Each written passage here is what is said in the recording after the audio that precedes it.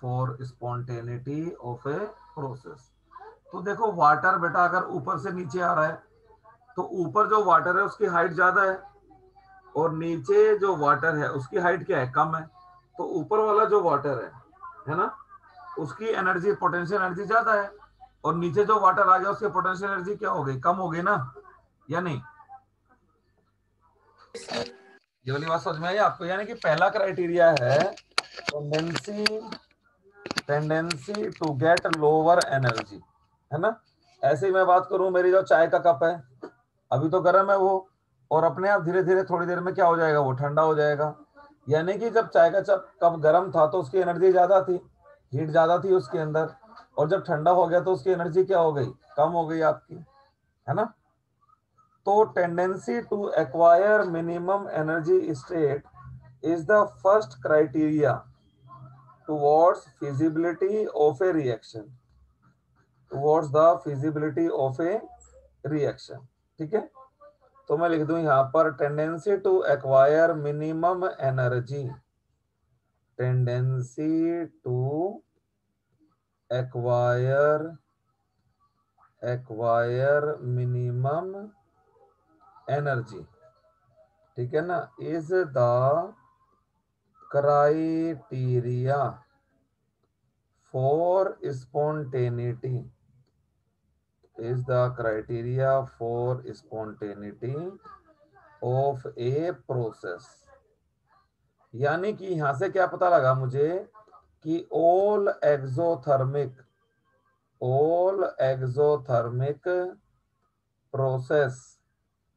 process should be spontaneous, है ना। हर एक एक्सोथर्मिक प्रोसेस क्या होगी आपकी, स्पॉन्टेनियस। सीधी सी बात है, वाटर ऊपर से नीचे आ रहा है तो अपनी एनर्जी वो कम कर रहा है, आपका एक्सोथर्मिक प्रोसेस है आपका। मेरी चाय का कप ठंडा हो रहा है तो वो भी क्या है, एक्सोथर्मिक प्रोसेस है। जो चाय का कप है it is radiating heat in the atmosphere, वो एटमोस्फेयर में क्या कर रहा है, हीट रेडिएट कर रहा है। तो ये प्रोसेस भी क्या है आपकी, स्पॉन्टेनियस है, ठीक है ना। और जितनी भी स्पॉन्टेनियस प्रोसेस हैं फाइनली वो कहाँ चले जाएंगे आपकी, इक्विलिब्रियम पर, है ना। ऐसे ही हम ऊपर से पत्थर को, पहाड़ की जो स्लोप है, एक स्लोप पे पत्थर को रख दें तो वो अपने आप ट्रेवल करता हुआ नीचे आ जाएगा, लुढ़कता हुआ नीचे आ जाएगा, है ना। यानी कि वो भी क्या कर रहा है वहां पर, अपनी एनर्जी को कम कर रहा है।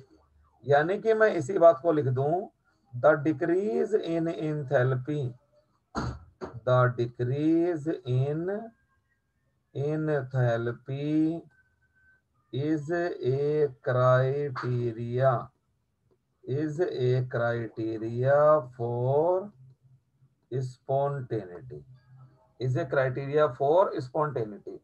यानी कि जितनी भी एक्सोथर्मिक प्रोसेस हैं सारी के सारी क्या है, स्पॉन्टेनियस है। कैसे, कार्बन को मैंने शुरू में गर्म किया, बर्न कर दिया, अब सारा का सारा कार्बन क्या हो गया, बर्न हो गया आपका, तो हीट रिलीज करेगा। यानी कि डेल्टा एच क्या हो गया, नेगेटिव। ये प्रोसेस भी क्या है, स्पॉन्टेनियस प्रोसेस है ना। जो ऑक्सीडेशन प्रोसेस है वो क्या है आपका, स्पॉन्टेनियस प्रोसेस है। ऐसे ही मैं यहाँ पर लिख दूं CH4, इसको भी तो हम बर्न कर दें तो यार बेटा बर्न होता ही रहता है ये, और ये भी बन गया CO2 प्लस में 2H2O और डेल्टा एच नेगेटिव। यानी कि जिन भी प्रोसेस में एनर्जी रिलीज हो रही है वो सारी की सारी प्रोसेस क्या होंगे आपकी, स्पॉन्टेनियस, ठीक है ना। All those process which are accompanied by release of energy are spontaneous. हर वो प्रोसेस, ठीक है ना, हर वो process which is accompanied by release of energy वो क्या होगी आपकी, स्पॉन्टेनियस। तो इसको ध्यान रखना। अब इससे जरा हम आगे चलें तो इसकी लिमिटेशन देखिए इस क्राइटेरिया की। कई प्रोसेस ऐसी भी हैं जिनके लिए डेल्टा एच पॉजिटिव है, यानी कि जो एंडोथर्मिक है वो भी स्पॉन्टेनियस है आपकी, है ना। तो मैं लिखूं यहाँ पर जैसे मैं एग्जांपल लिखता हूं यहाँ पर, endothermic reactions are also known to be spontaneous. some endothermic some endothermic process are also known to be spontaneous. कुछ एंडोथर्मिक प्रोसेस भी क्या है आपकी स्पॉन्टेनियस है। Some endothermic process are also spontaneous. ठीक है, जैसे कपड़े हम सुखाते हैं, है ना, तो कपड़ों के अंदर तो पहला मैं लिख दूं यहाँ पर drying of clothes, drying of clothes. तो कपड़ों में हमारा जो वाटर है वो लिक्विड फॉर्म में है, लेकिन ये वाटर अपने आप ही एटमॉस्फेयर में वाटर वेपर में कन्वर्ट हो जाता है। लेकिन इस प्रोसेस के लिए मेरी हीट तो लगती है ना, या नहीं? तो इस प्रोसेस के लिए डेल्टा एस तो पॉजिटिव है या नहीं है ना पॉजिटिव। फिर भी ये प्रोसेस क्या है आपका स्पॉन्टेनियस है ना। और मैं लिखूं दूसरी process dissolution of salt, dissolution of salt in water. मैं 1 चम्मच या 4-5 चम्मच नमक को पानी में डाल दूं और छोड़ दूं उसको, तो पूरी रात में धीरे धीरे वो अपने आप ही डिसोल्व हो जाएगा और सारा का सारा वाटर क्या हो जाएगा आपका, सोल्टी हो जाएगा। यानी कि NaCl अपने आप ही वाटर में क्या हो जाएगा आपका, डिसोल्व हो जाएगा। और डिसोल्व हो जाएगा ये, और क्या बना के दे देगा आपको, Na+ और Cl-। तो ये प्रोसेस भी क्या है, एंडोथर्मिक है ना। देखो जरा ध्यान से, यहाँ पर भी तो बेटा हमने लैटिस को तोड़ा है, Na+ और Cl- को क्या किया है, अलग किया है ना। तो इस लैटिस को तोड़ने में कुछ ना कुछ एनर्जी तो लगेगी। तो ये भी क्या हो गई आपकी एक स्पॉन्टेनियस प्रोसेस। ठीक है, कुछ रिएक्शंस ऐसी हैं जिनके लिए डेल्टा H 0 है, यानी कि ना एनर्जी रिलीज होती है उसके दौरान और ना एनर्जी गेन होती है ना। तो वो प्रोसेस भी Yes, क्या sir. है, स्पॉन्टेनियस है आपकी। तो मैं लिख दूं यहाँ पर सम प्रोसेस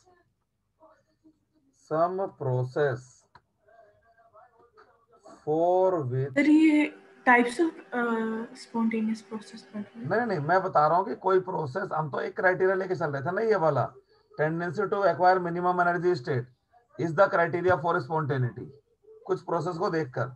लेकिन अब मेरे को देखने में ये भी आ रहा है कि कुछ एंडोथर्मिक प्रोसेस भी स्पॉन्टेनियस है। तो मेरा ये अकेला क्राइटेरिया फ्लॉप हो रहा है ना, कि tendency to acquire minimum energy state, ये अकेला क्राइटेरिया नहीं है ना भाई। यहाँ पे तो सिस्टम की एनर्जी बढ़ रही है, देखो लिक्विड से गैस हो रहा है, still the process is spontaneous. इसका मतलब क्या है, जो एनर्जी वाला क्राइटेरिया है for determining the spontaneity of a process is not 100% true, या नहीं? Yes sir. हमारा हमारा क्राइटेरिया ये था ना, tendency to get minimum energy. तो इन दोनों रिएक्शन में तो एनर्जी देखो मिनिमम हो रही है, क्योंकि एनर्जी रिलीज हो रही है सिस्टम से यहाँ। तो इसका तो समझ में आता है स्पॉन्टेनिटी, लेकिन इनका समझ में नहीं आता ना, कि जब हमने क्या कहते हैं वाटर को लिक्विड से गैस में कन्वर्ट करा, तब तो सिस्टम की एनर्जी बढ़ गई ना। हमने वाटर को हीट किया तब जाके इवेपोरेट हुआ ना वो। लेकिन ये प्रोसेस भी क्या है, स्पॉन्टेनियस है। स्पॉन्टेनियस। तो अकेला जो एनर्जी वाला क्राइटेरिया है ना, it is not the only criteria for determining spontaneity of a process, है ना। तो इसी बात को लिख देता हूं मैं यहाँ पर। So tendency to acquire minimum energy state is not the only criteria. तो मैं लिख दूं यहाँ पर the tendency tendency to have minimum energy, tendency to have minimum energy is not the only criteria for determining the spontaneity of a process। ठीक है, तो अब दूसरा क्राइटेरिया कौन सा आता है, उसी क्राइटेरिया का नाम है एंट्रोपी। एंट्रोपी इसको डिनोट किया जाता है एस से। तो एंट्रोपी क्या है, कोई सिस्टम कितना ज्यादा डिसऑर्डर्ड है ना।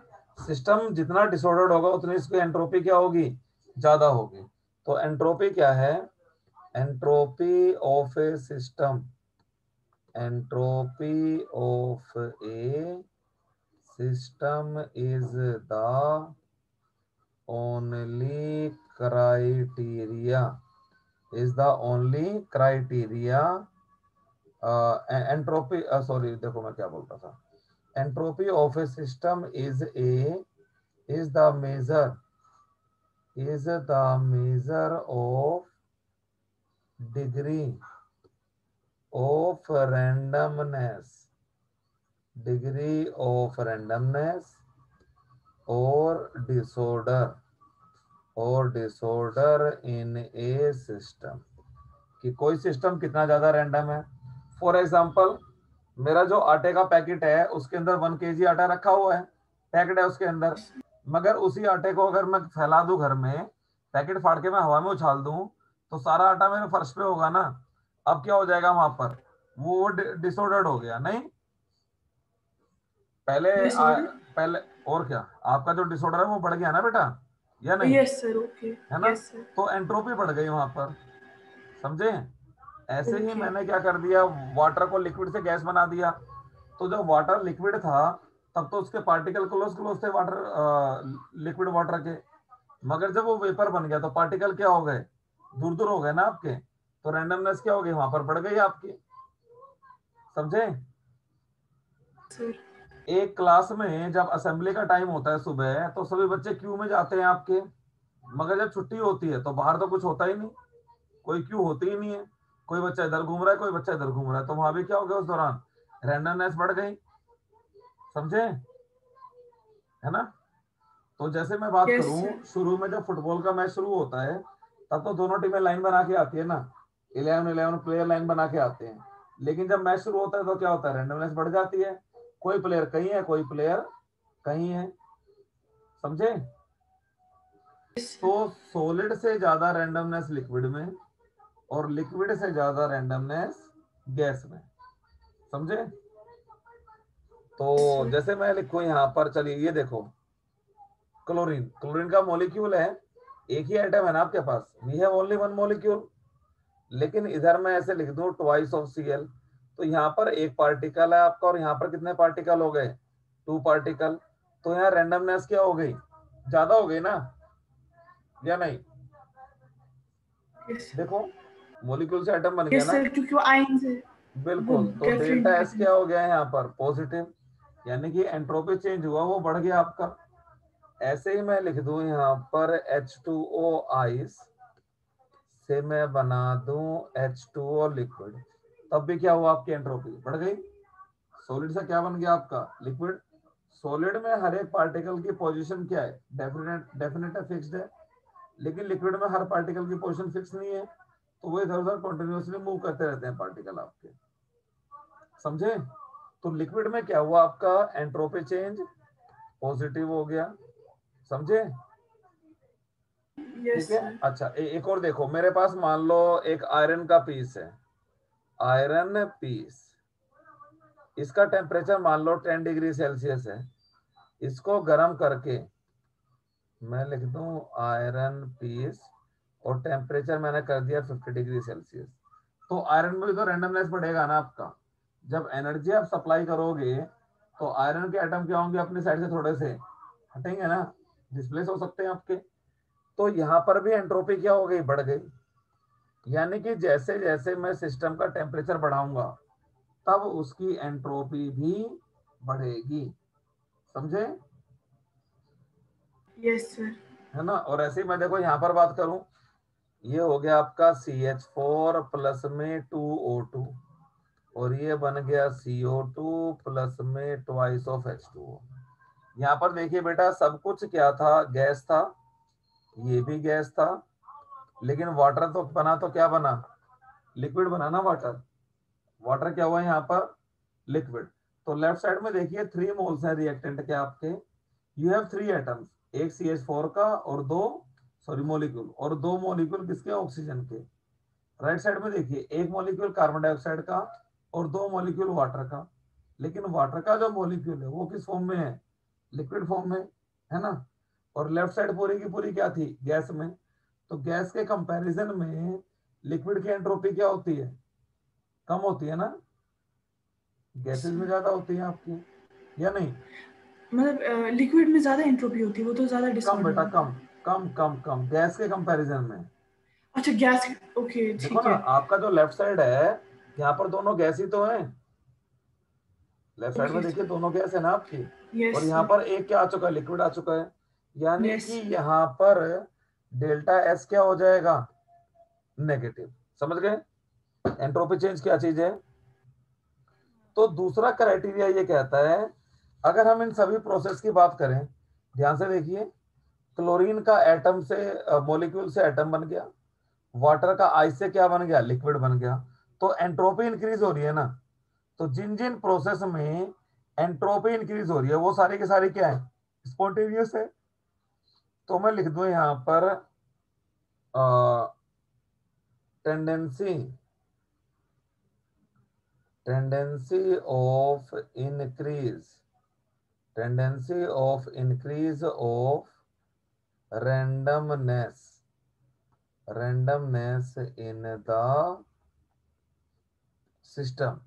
Tendency of increase of randomness in the system is the second criteria,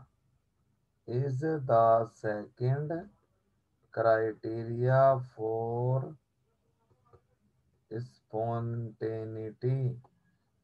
spontaneity of a process, है ना।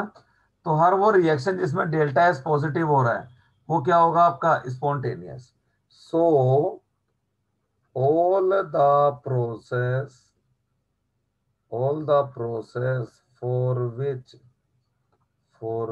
delta H is positive is are spontaneous. Sorry, delta S लिख दूं, मैं H लिख दिया मैंने गलती से, डेल्टा S is positive, ठीक है ना, the process will be spontaneous, the process will be spontaneous,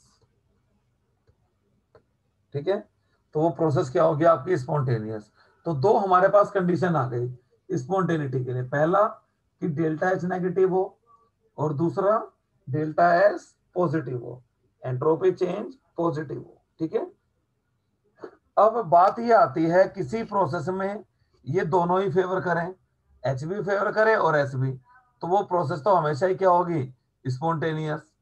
और अगर दोनों ही फेवर ना करें, यानी कि डेल्टा एस तो हो जाए नेगेटिव और डेल्टा एच भी क्या हो जाए आपका आपका पॉजिटिव, तो ये प्रोसेस कभी भी स्पॉन्टेनियस नहीं होगी। क्यों? क्योंकि दोनों ही फैक्टर फेवर नहीं कर रहे, ना तो एंट्रोपी बढ़ रही है और ना हीट रिलीज हो रही है।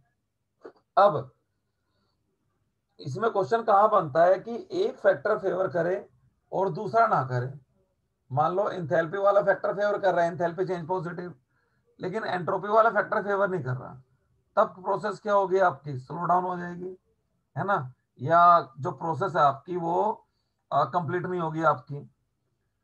तो उसी चीज को हमें आगे पढ़ना है यहाँ पर कि एक फेवर करे और एक फेवर ना करे, ठीक है। तो मैं दो प्रोसेस की बातें, दो कंडीशंस लिख दूं यहाँ पर, if delta H positive, sorry negative, delta H negative and delta S positive, इसका मतलब हुआ दोनों के दोनों फैक्टर क्या कर रहे हैं, फेवर कर रहे हैं, ठीक है ना। तो मैं लिख दूं यहां पर, it means both the factors are favorable, the process so the pressure will be the process will be spontaneous in all conditions, सभी कंडीशंस में, ठीक है। और अगर दोनों ही फैक्टर फेवर नहीं करते तो मैं फिर लिख दूं यहाँ पर, इफ डेल्टा एच तो हो जाए पॉजिटिव और डेल्टा एस ये हो जाए आपका नेगेटिव, तो देखो दोनों फैक्टर फेवर नहीं कर रहे, एंट्रोपी डिक्रीज हो रही है, हमने भी पढ़ा स्पॉन्टेनियस प्रोसेस के लिए एंट्रोपी मस्ट इंक्रीज, है ना। उसके लिए आपकी एंट्रोपी क्या करनी चाहिए, इंक्रीज करनी चाहिए, बट यहाँ तो ऐसा हो नहीं रहा आपका। दूसरा डेल्टा एच पॉजिटिव, हमें सिस्टम को हीट देनी पड़ रही है, सिस्टम हीट नहीं निकाल रहा, तो ऐसी प्रोसेस कभी भी स्पॉन्टेनियस नहीं होगी, है ना। जिस प्रोसेस को की अकरेंस के लिए आपको एक्सटर्नल हेल्प की जरूरत पड़ जाए, किसी अदर सोर्स की जरूरत पड़ जाए, तो वो प्रोसेस हमेशा क्या होगी आपकी, नॉन स्पॉन्टेनियस।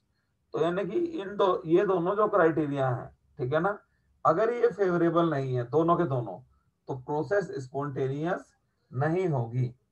तो मैं लिख दूं यहां पर then the process will be, then it means both the factors are not favourable, it means both the factors are not favorable, ठीक है ना। तो ये प्रोसेस किसी भी हालत में नहीं होगी आपकी। तो मैं लिख दूं यहां पर सो द प्रोसेस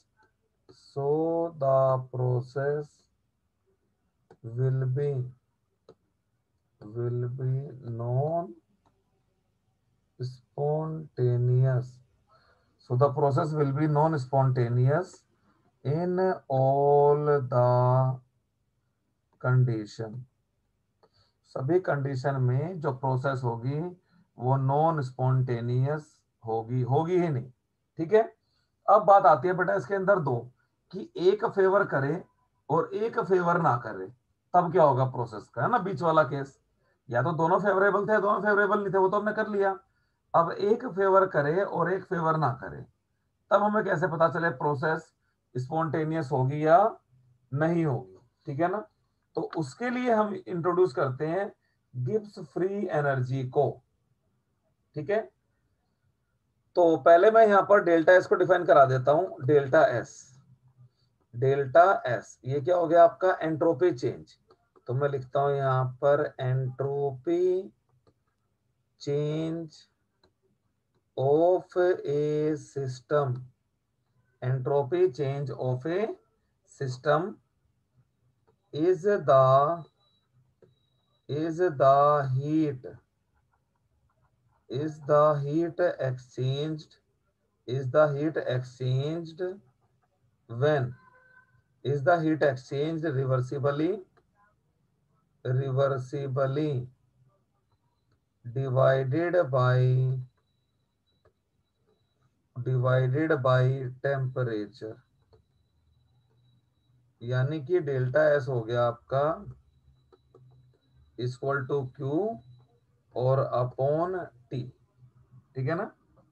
ये चीज हो गई आपकी। अब बात आती है आपकी, ये वाला समझ में आ गया ना आपको, क्यू, Yes, sir. ठीक है। चलिए इसको आप जरूर याद रखना। तो delta S of a system क्या हुआ, हीट एक्सचेंज रिवर्सिबली, और क्या कहते हैं आपका, अब डिवाइडेड बाय टेम्परेचर। ये हीट एक्सचेंज रिवर्सिबली का क्या मतलब है बेटा, जब मान लो मैंने तवे को रख दिया गैस के ऊपर, तो मैं तो तवे को एनर्जी दे रहा हूं ना, साथ में तवा भी उस टाइम पे क्या करेगा, एनर्जी रिलीज करेगा। तवा भी कुछ हीट किसकी तरफ भेजेगा, मेरी फायर की तरफ, समझे। तो एनर्जी का जो एक्सचेंज होता है, हीट का जो एक्सचेंज होता है, वो हमेशा क्या होता है, रिवर्सिबल, है ना। जैसे मैंने लाइट मारी मिरर पे, तो मिरर ने लाइट क्या करी, थोड़ी सी लाइट एब्जॉर्ब भी होगी, बाकी सारी लाइट क्या कर दी, उसने रिफ्लेक्ट कर दी ना। तो ये भी क्या हो गया, रिवर्सिबल हो गई प्रोसेस आपकी। एक तरह से रेडिएशन उसकी तरफ आ रहे हैं और दूसरी तरफ रेडिएशन क्या हो रहे हैं, उससे निकल रहे हैं आपके, ठीक है। तो हीट एक्सचेंज रिवर्सिबल। अच्छा, सारी की सारी हमारी एक्सोथर्मिक प्रोसेस तो स्पॉन्टेनियस थी, हमें बात करनी है जो हमारी एंडोथर्मिक प्रोसेस है वो क्यों स्पॉन्टेनियस है। तो मैं लिखता हूं यहां पर deriving the criteria for spontaneity of an endothermic process, deriving the criteria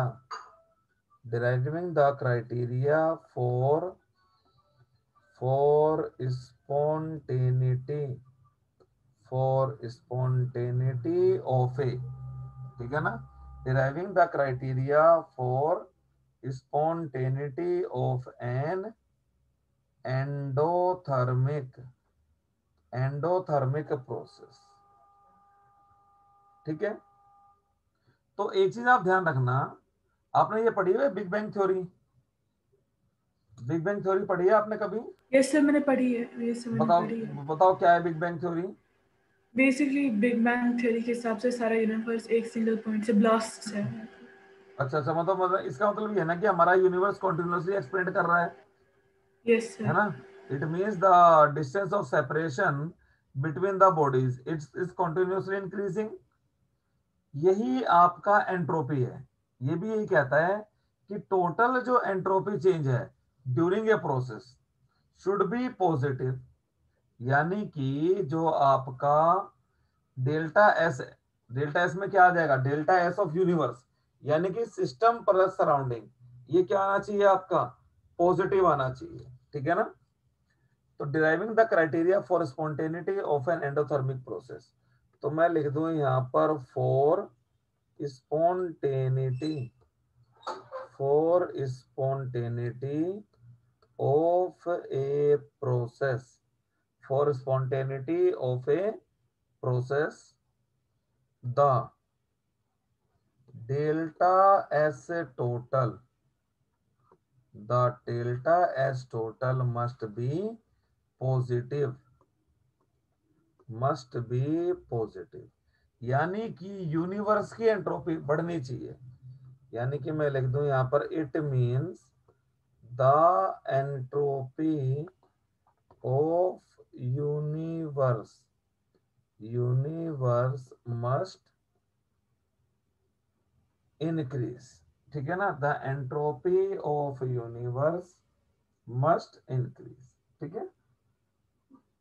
universe की एंट्रोपी क्या करनी चाहिए? आपकी इंक्रीज हो जानी चाहिए। तो यानी कि delta S total should be क्या होना चाहिए? पॉजिटिव। ठीक है? और डेल्टा एस टोटल पूरी प्रोसेस के दौरान क्या हो जाएगा? Delta S system plus delta S surrounding. ठीक है? अब हम बात करते हैं बेटा एंडोथर्मिक प्रोसेस की। कोई भी एंडोथर्मिक प्रोसेस है तो उसको एनर्जी कहां से मिली? उसको हीट कहां से मिली? बताओ जरा मुझे। किसी भी एंडोथर्मिक सराउंडिंग्स। प्रोसेस को सराउंडिंग से हीट मिली है ना? तो मैं लिख दूं यस यहां सर। पर let us consider an endothermic process, let's consider an endothermic, let's consider an endothermic process. तो मैं लिख दूं यहां पर एंडोथर्मिक प्रोसेस के लिए डेल्टा एच सिस्टम क्या है आपका? पॉजिटिव। लेकिन सिस्टम को ये सारे के सारी एनर्जी कहां से आई है? सिस्टम को ये सारी की सारी एनर्जी कहां से मिली है? सराउंडिंग से, है ना? यस तो मैं सर। लिख दूं यहां पर डेल्टा एच सराउंडिंग क्या हो जाएगा बेटा? नेगेटिव ना? सिस्टम के लिए पॉजिटिव हो गया और सराउंडिंग के लिए क्या हो गया? नेगेटिव, है ना? अब देखो यहां पर, अब यहां पर देखिए मैं लिख दूं यहां पर let Q heat, let Q heat is lost by surrounding, let q heat is lost by surrounding and gained by the system। ठीक है?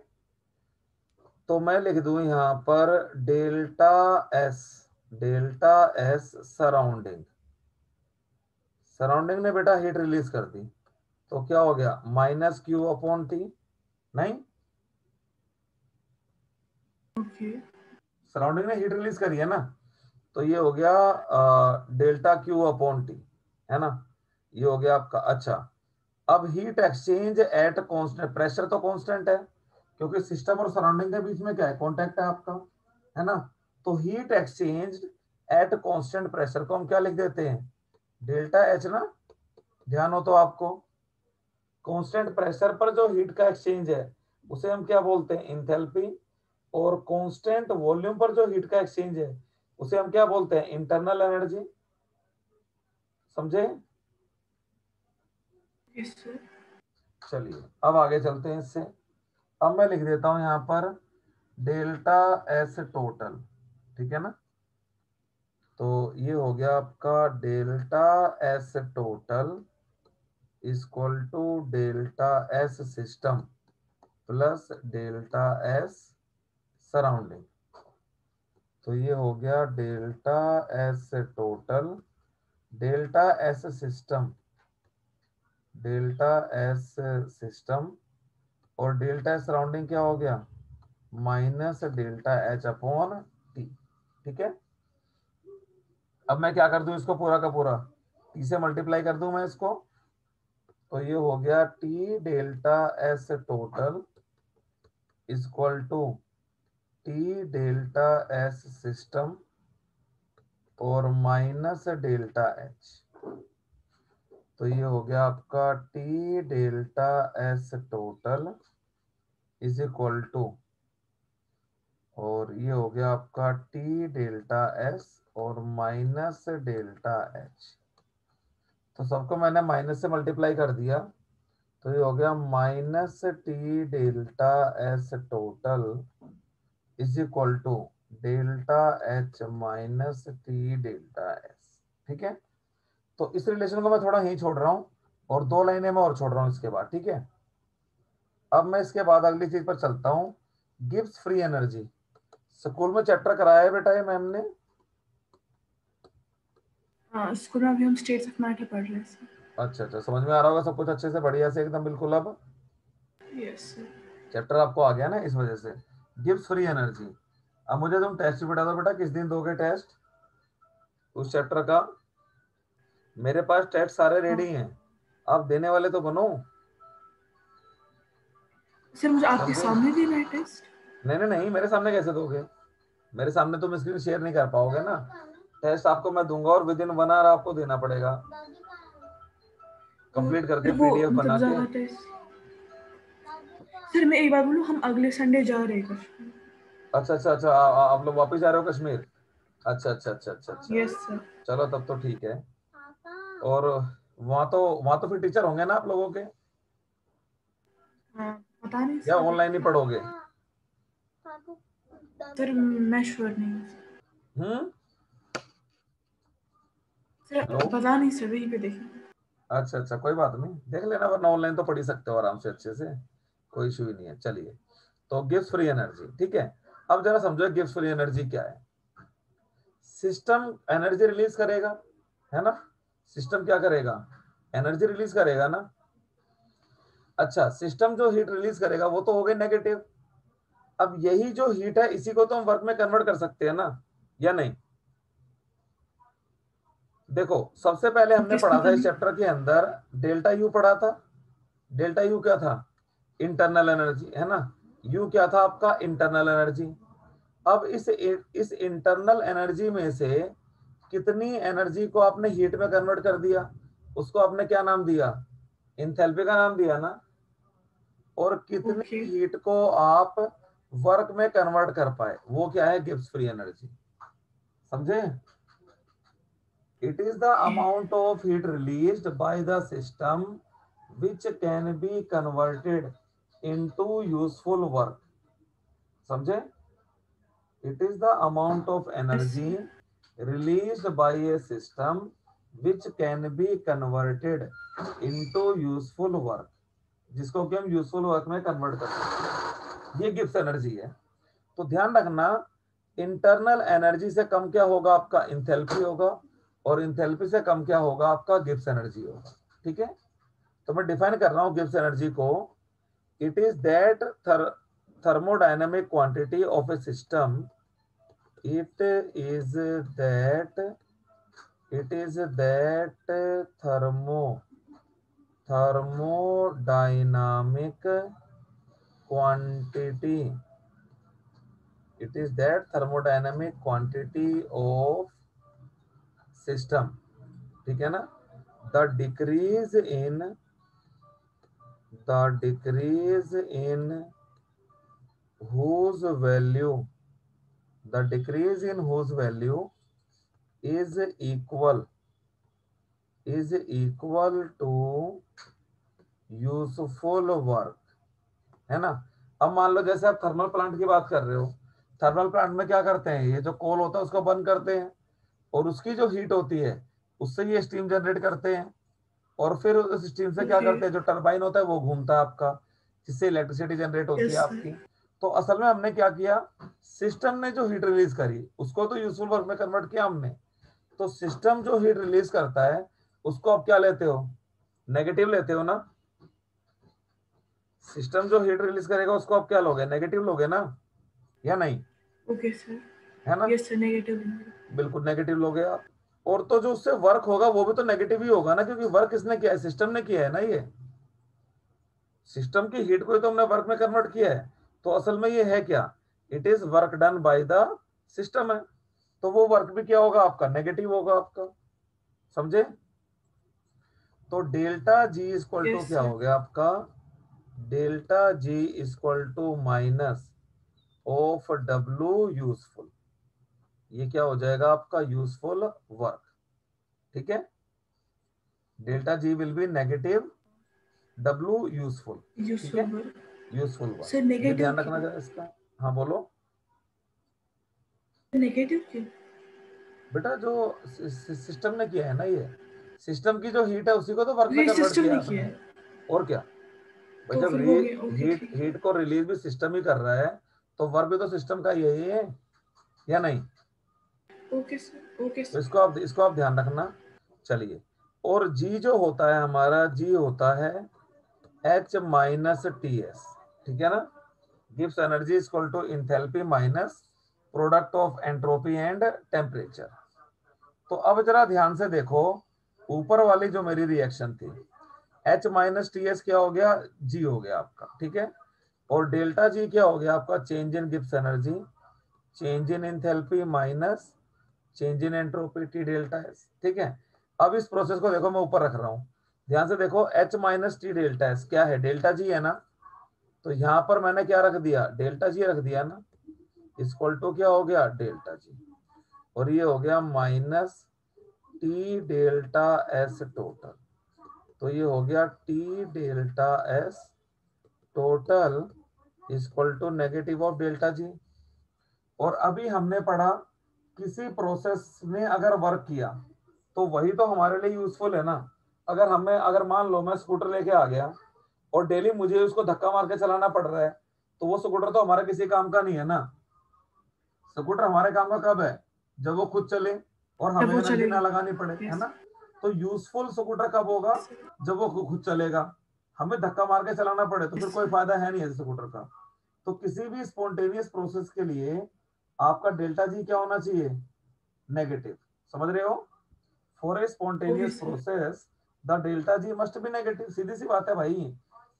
हीट निकलेगी तो सिस्टम वर्क कर रहा है, आपका सिस्टम हीट रिलीज कर रहा है ना, और वर्क भी सिस्टम ही कर रहा है। तो यही प्रोसेस स्पॉन्टेनियस होती है। हमें अपनी तरफ से बाहर से हीट सप्लाई करनी पड़े तो वो तो नॉन स्पॉन्टेनियस प्रोसेस है। वो तो हमने डेफिनेशन में पढ़ा है कि non spontaneous process require the help of external energy, है ना। तो अगर हमें हीट सप्लाई करनी पड़े तो ऐसी प्रोसेस का फिर कोई फायदा नहीं है, समझे। हमें हीट सर सप्लाई करनी समझ। पड़े तो ऐसी प्रोसेस का कोई भी फायदा नहीं है। सिस्टम हमें हीट दे, इसका फायदा है, ठीक है। तो अब देखो जरा ध्यान से बेटा, डेल्टा जी को नेगेटिव रखने के लिए डेल्टा एस टोटल क्या होना चाहिए, पॉजिटिव होना चाहिए ना, या नहीं। सर होना अगर चाहिए। अगर आप ध्यान दो, अगर डेल्टा एस टोटल मेरा नेगेटिव हो गया तो नेगेटिव साइन से तो ये नेगेटिव साइन कट जाएगा ना आपका, तब तो डेल्टा जी पॉजिटिव ऐसे हो प्रोसेस जाएगा आएगा। आपका, और प्रोसेस क्या हो जाएगी, नॉन यस स्पॉन्टेनियस, सर। है ना। तो मैं लिख दूं यहां यस सर। पर, so to keep delta G negative, है ना, delta S total, delta S total must be positive, समझे। डेल्टा एस टोटल क्या हो जाना चाहिए आपका, पॉजिटिव। तो ये फॉरमोस्ट पॉजिटिव। कंडीशन है for the spontaneity of a process, ठीक है। अब मैं यहाँ पर एक बात को और लिख दूं यहाँ पर, तो मैं लिख दूं यहाँ पर, for a spontaneous spontaneous process the delta ji, the delta G must be negative. Delta G को क्या होना चाहिए? नेगेटिव ही होना चाहिए। ठीक है ना, समझ गए? ये याद रहेगी बात यस आपको। Sir, for a spontaneous yes sir, याद प्रोसेस रहेगा। The delta G must B must be negative. Always negative. इसको हमेशा क्या होना पड़ेगा? नेगेटिव ही होना पड़ेगा। चलिए, इसके बाद बात आ गई यहाँ पर। अब मैं जरा लिख देता हूँ यहाँ पर second law of thermodynamics. Second law of thermodynamics, इसको लॉ ऑफ एंट्रोपी भी बोला जाता है। तो पहली बात ये कहता है इसके अंदर आपका, ठीक है ना, the entropy of universe, the entropy of universe is continuously increasing। ठीक है ना, यूनिवर्स का एंट्रोपी कॉन्टिन्यूसली क्या हो रहा है? बढ़ रहा है, जिसे आप बोल रहे थे big bang, big bang theory, है ना। चलिए, इसके बाद हो गया आपका दूसरी बात, all thermodynamic, all spontaneous process, all spontaneous, all spontaneous processes are thermodynamically known, are thermodynamically irreversible। जितनी भी स्पॉन्टेनियस प्रोसेस है वो थर्मोडायनेमिकली क्या है? इरिवर्सिबल। उनको हम रिवर्स नहीं कर सकते। भाई इरिवर्सिबल कार्बन प्रोसेस। जल गया और ओके CO2 सर। बन गया तो बन गया। CO2 का मैं कुछ भी कर लूं, मैं दोबारा अवॉइड से नहीं कर कार्बन को सकते। रीजनरेट नहीं कर सकता। ठीक है ना, तो जितने यस भी सर। स्पॉन्टेनियस प्रोसेस है वो थर्मोडायनेमिकली क्या है? इरिवर्सिबल है। जैसे अब मेरे मेरे कपड़े जो है वो सूख गए, अपने आप ही सूख गए ना, मैंने तो कुछ किया नहीं। अब मैं चाहूं कि वो अपने आप गीले हो जाएं, तो अपने आप गीले थोड़ी ना हो जाएंगे, वो तो बारिश होगी हाँ, तब गीले पानी। होंगे ना। Yes sir, yes sir. अच्छा, मेरी मर्जी से तो गीले नहीं होंगे ना, है ना, और मेरी मर्जी से वो सूखे भी नहीं थे, अपने आप ही सूख गए थे। तो हर एक जो यस सर। स्पॉन्टेनियस प्रोसेस है वो थर्मोडायनेमिकली क्या है? इरिवर्सिबल है। यानी कि एनर्जी वाले क्राइटेरिया के हिसाब से वो हमेशा क्या रहेगी? इरिवर्सिबल। वो मतलब ओके सर। रिवर्स होगी ही नहीं। तीसरी बात ये बोलता है यहाँ पर,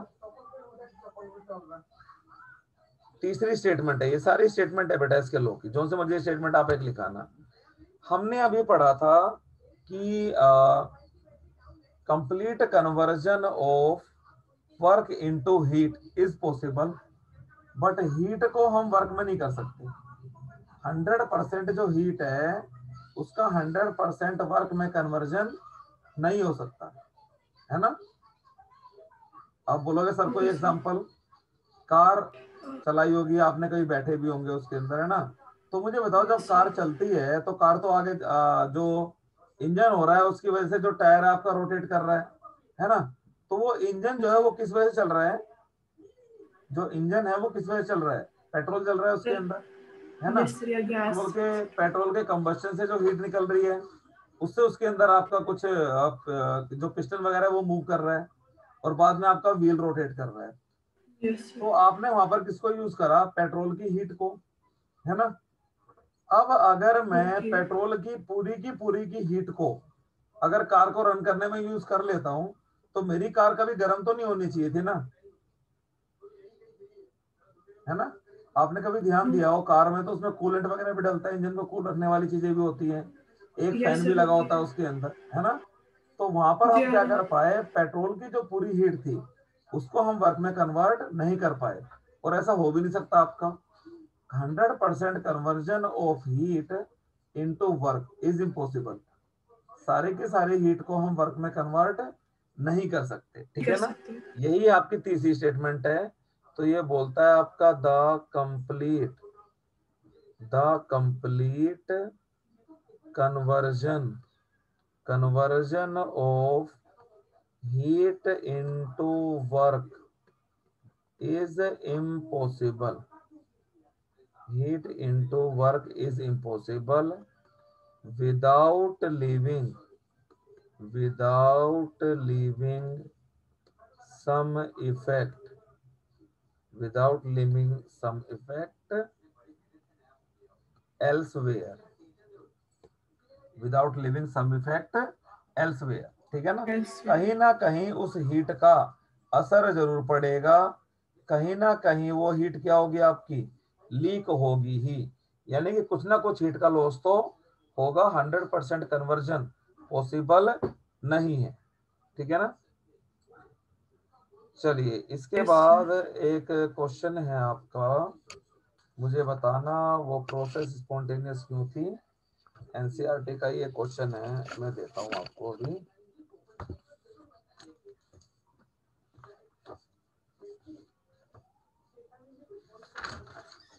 हाँ ये हो गया, एक प्रोसेस है आयरन वाली, है ना, ये है।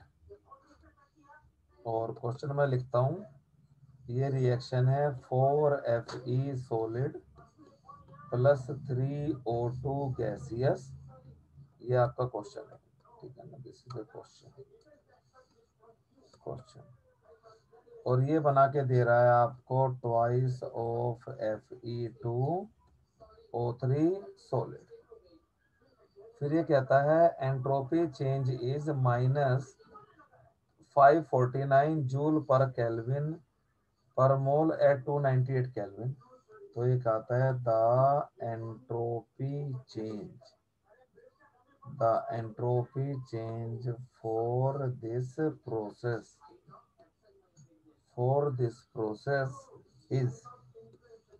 is minus 549.4 जूल पर केल्विन पर मोल at 298 केल्विन, ठीक है। इन स्पाइट ऑफ, देखो एंट्रोपी वाला फैक्टर फेवर नहीं कर रहा, in spite of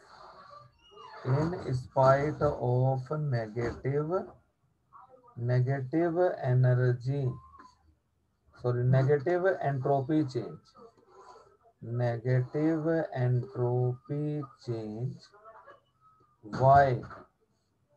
why this reaction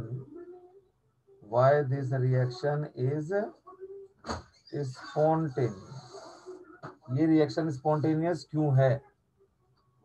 चलिए इंफॉर्मेशन आपको एक ये दे दी, delta H for the reaction, है ना, हीट ऑफ रिएक्शन आपको दे दी minus 1648 into 10⁻³ joule per mole, ठीक है। बताओ इस क्वेश्चन को अब आप। अच्छा ये प्रोसेस कौन सी है बेटा, कोरोजन ही तो है ये, देखो आयरन ऑक्सीडाइज होकर क्या बन Yes, रहा sir. है, फेरिक Corrosion. ऑक्साइड ना, तो कोरोजन तो एक स्पॉन्टेनियस Yes, sir. प्रोसेस है, और इसके लिए जो Yes, sir. एंट्रोपी चेंज है वो नेगेटिव है, यानी कि एंट्रोपी वाला फैक्टर Okay. फेवर नहीं कर रहा, तो फिर ये प्रोसेस स्पॉन्टेनियस क्यों है। सर क्योंकि आपको ये करके बताना है, एक्सोथर्मिक है, ये एक्सोथर्मिक है। कहाँ है, किसने बताया। ये हाँ ये प्रोसेस, हाँ एक्सोथर्मिक है। यस हाँ सर। ठीक है एक्सोथर्मिक है, तो यानी कि हीट वाला इंथैल्पी वाला फैक्टर तो फेवर कर रहा है, मगर एंट्रोपी वाला फेवर नहीं कर रहा ना, तो ये प्रोसेस फिर स्पॉन्टेनियस क्यों है, एक फेवर कर रहा है एक नहीं कर रहा फेवर, तो यही तो आपको बताना है। Why this process is spontaneous, ये प्रोसेस आपकी स्पॉन्टेनियस सर क्यों है, बोलो। सर इसमें इसमें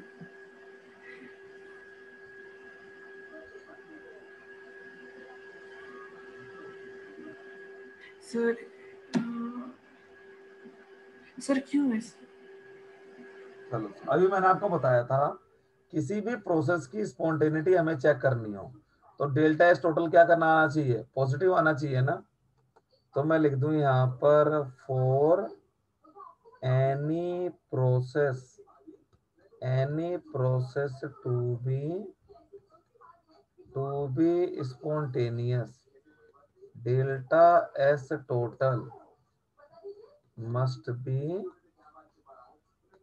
क्या होनी चाहिए, पॉजिटिव ना, टोटल जो एंट्रोपी चेंज है वो क्या होना चाहिए आपका, इंक्रीज करना चाहिए, नहीं, the total entropy change must increase, है ना। टोटल एंट्रोपी चेंज क्या होना चाहिए आपका, बढ़ना चाहिए। करा था ना हमने पीछे, अभी ऊपर हमने ड्राइव किया तो था ये कि डेल्टा एस टोटल को क्या होना चाहिए, पॉजिटिव। देखो delta S total must be positive था ना ये, है हाँ ना। यस सर, तो ये हम तो एक हमने बार किया था। सिस्टम की एंट्रोपी यस चेंज सर। निकालेंगे और फिर सराउंडिंग का निकालेंगे, ठीक है।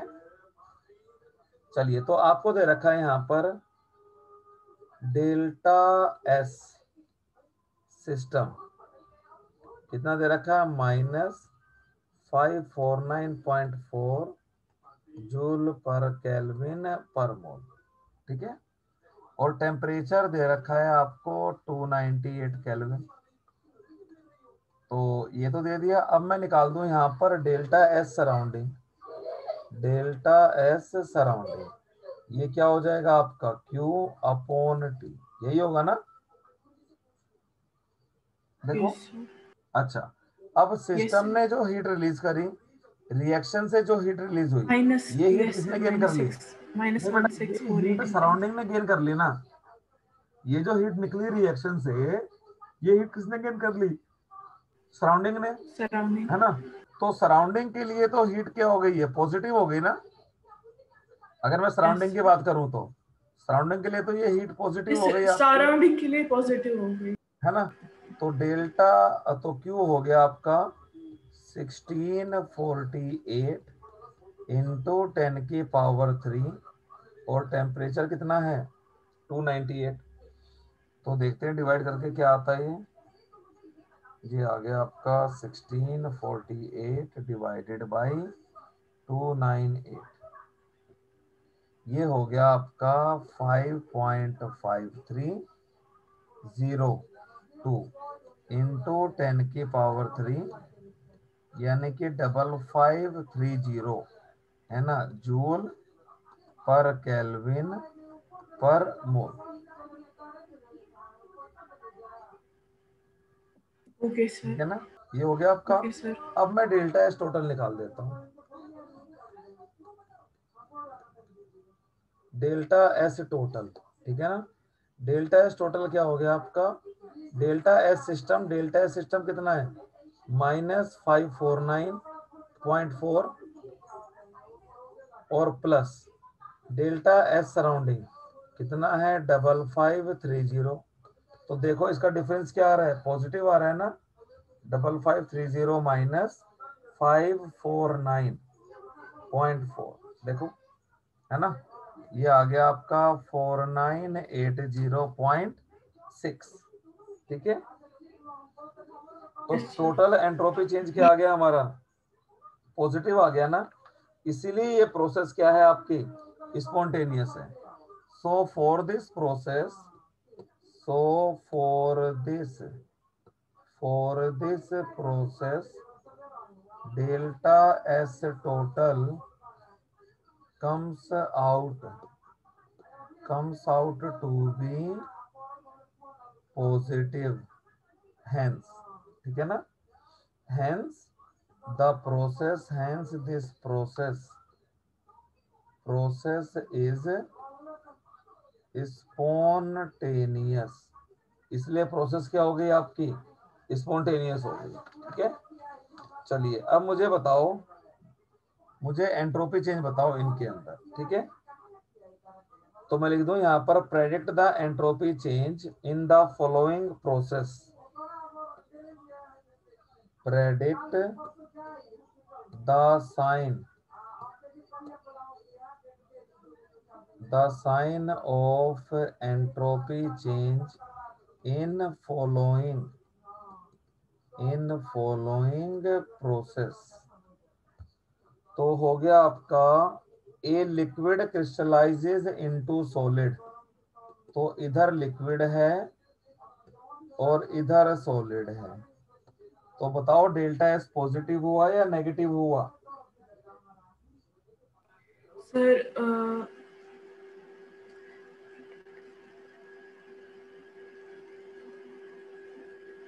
रैंडमनेस इंक्रीज हुई या डिक्रीज हुई, देखो डिक्रीज हुई तो डिक्रीज पॉजिटिव हो गई ना। हाँ, तो लिक्विड से क्या हो गया, सॉलिड हो गया ना।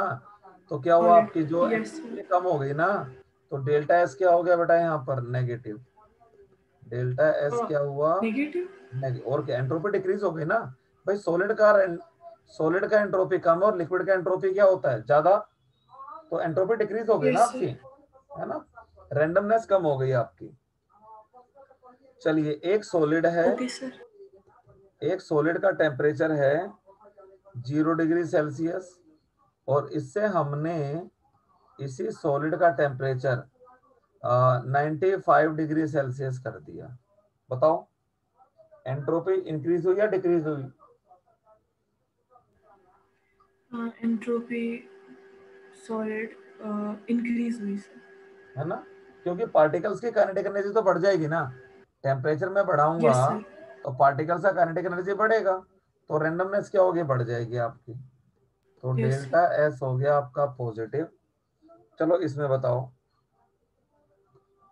सोडियम बाइकार्बोनेट को मैंने कर दिया गरम, हीट कर दिया, और ये बन गया Na2CO3 प्लस में H2O प्लस में CO2।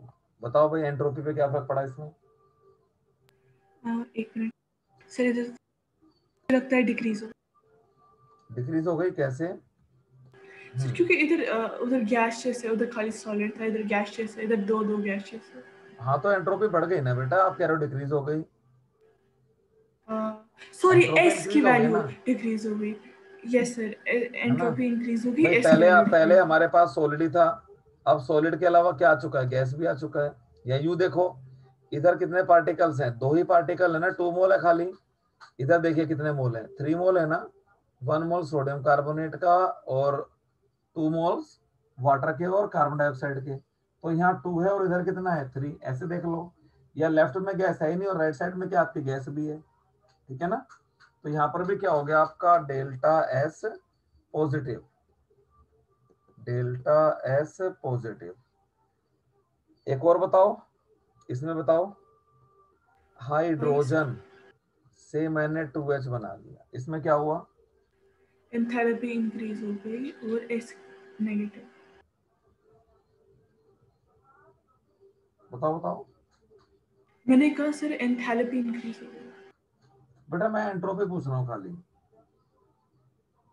Sorry, entropy entropy increase हो गई, मैंने एंथैल्पी गलत से बोला। इंक्रीज हो गए, वही तो मैं, एंथैल्पी तो हीट है ना, तो आपने हीट दे दी, उसको एंथैल्पी बोलते हैं ना। तो यहाँ पर एक पार्टिकल था, और यहाँ पर कितने पार्टिकल हो गए, 2 पार्टिकल। यस। तो डेल्टा एस भी क्या हो गया, पॉजिटिव हो गया, ठीक है। बाकी नेक्स्ट क्लास में चैप्टर मैं कंप्लीट कराता हूँ आपको ये, ठीक है। नेक्स्ट यस क्लास में सर। चैप्टर कंप्लीट हो जाएगा आपका, ठीक है। Yes sir. चलो, तो आप लीव कर सकते हो, अब मैं फिर दूसरे बच्चे को पढ़ाऊंगा, 12th का बच्चा आ गया एक और, ओके ठीक है। सर। ओके, मैं भेजता हूँ थोड़ी देर में आपके पास ये, ठीक।